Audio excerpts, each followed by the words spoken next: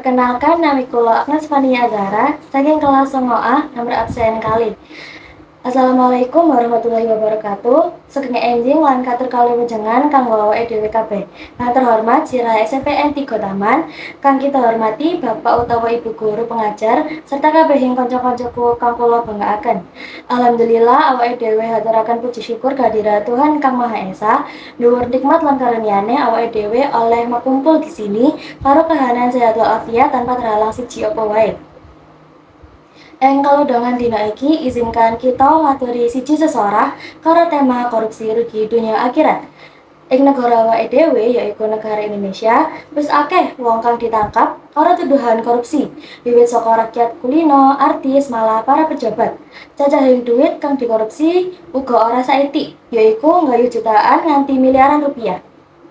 Sebenarnya, apa itu korupsi? Korupsi yaitu tumindak keuangan kang menyalahgunakan kepercayaan jerusi masalah utawa organisasi kanggo ngolehake bati pribadi.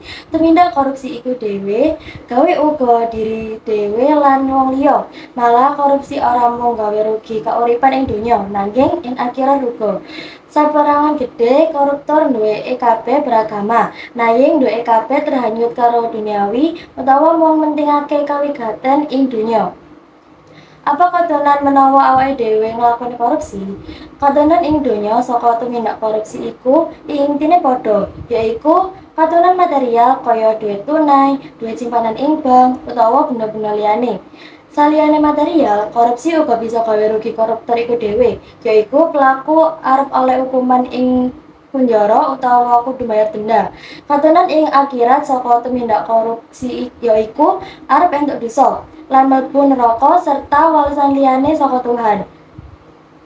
Pamila awake dhewe ora oleh nglakoni korupsi, monggo awake dhewe tanamkan maos isin kanggo korupsi wiwit saka saiki. Semene sesorah saka kula, muga-muga sawise iki awake dhewe kabeh wiwit eling lan teges jero nanging korupsi. Menawa ana salah tembung utawa tingkah laku kang kurang kersa nyuwun pangapurane segede-gedene. Akhir tembung, matur nuwun. Wassalamualaikum warahmatullahi wabarakatuh.